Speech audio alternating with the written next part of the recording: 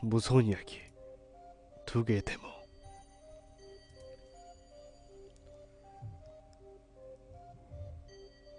저는 외동딸입니다. 사실 아직도 가끔씩 형제 자매에 있는 친구들이 부러워요. 혼자서도 잘 노는 탓에 그다지 외로움을 느끼거나 하진 않지만 부모님 위에 나이대가 비슷한 가까운 가족이 있다는 거 정말 좋은 일인 것 같습니다. 그런데 사실 제가 태어나기 이전에 어머니께서 한번 유산을 하셨다고 하네요. 꽤 일찍 유산하시는 바람에 성별을 정확히는 잘 모릅니다. 신기한 것은 그 아이를 임신하셨을 적에 아무도 태몽을 꾸지 않으셨다고 해요. 보통은 본인이 꾸지 않더라도 남편 혹은 어머니, 아버지 등 가족이 대신 꿔주기도 한다는데 가까운 가족 중에는 아무도 그런 징조가 없었다고 합니다.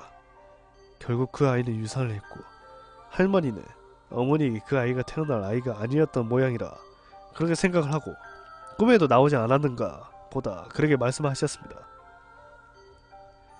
며칠 후 아버지가 술을 왕창 드시고 만취해서 집으로 돌아오셨는데 그것을 보고 어머니가 서러운 마음에 쓴소리를 좀 하셨다고 합니다.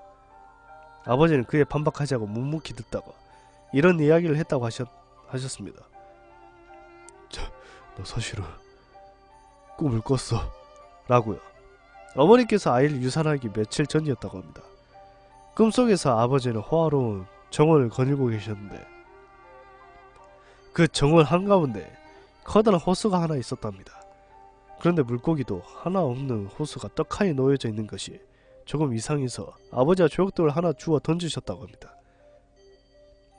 그러자 퐁당하는 소리와 함께 하얗고 커다란 잉어가 불쭉 뛰어오르는 바람에 깜짝 놀라 뒤로 엉덩방을 찧으셨는데 그 순간 갑자기 호수의 물이 흐려졌다고 합니다.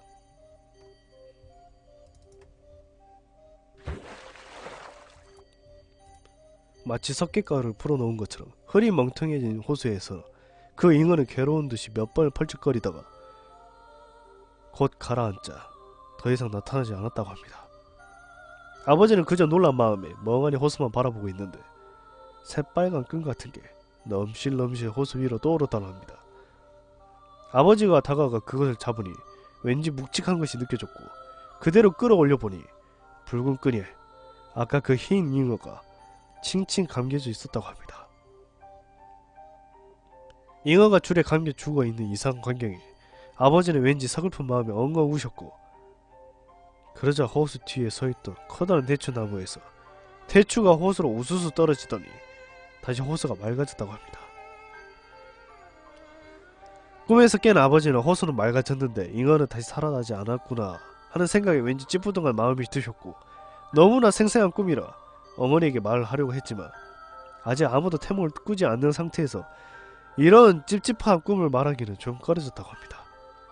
그리고 며칠 후 아이가 유산된 것이죠. 당연히 아버지는 그 사실을 말할 수가 없으셨을 것입니다. 사실 아직도 아버지는 그 꿈이 생생하다고 하시네요. 그 잉어의 모습이나 몸뚱아리에 칭칭 감겨져 있던 끈의 색깔까지도 선명히 기억이 나신다고 합니다. 그 후로 어머니가 저를 임신하셨는데도 그렇게 평탄치는 않았습니다. 기형아가 될 확률이 80% 이상이라며 당시 산부인과 의사가 저는 자신이 없으니 큰 병원으로 가세요 라고 권할 정도였다고 합니다. 게다가 설상가상으로 거꾸로 들어있기까지 해서 어머니가 마음고생이 심하셨을 겁니다.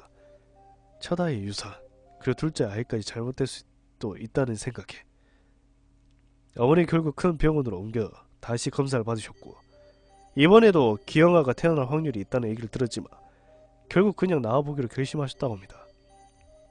그리고 여러모로 부모님 속 썩이다가 저는 이렇게 건강한 사람으로 태어났습니다.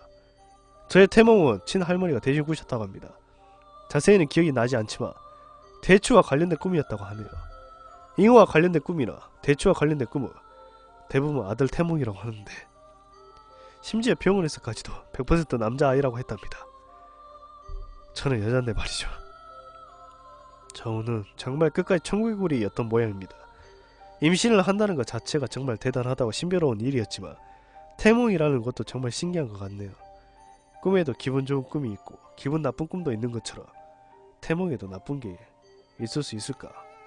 싶은 생각이 들게 하는 이야기였습니다.